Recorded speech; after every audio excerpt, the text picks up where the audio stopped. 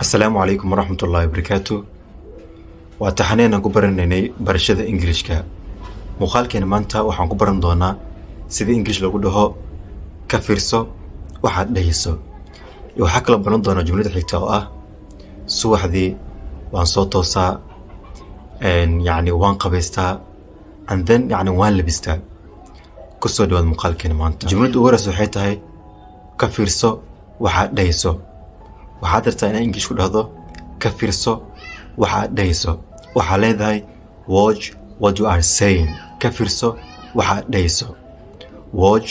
what you are saying ka fiirso waxaad dhahayso jumlada xigta oo ah in the morning subaxdii I wake up waan soo toosaa and I take shower waan qabaystaa then kadibna I get dressed oo waan labistaa dharkayga aan xirtaa macnaheeda markaas aad rabto inaad ku dhahdo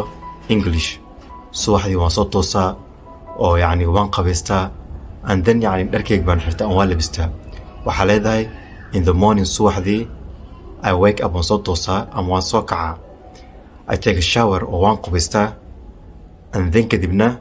I get dressed oo waan labistaa. Assalaamu calaykum.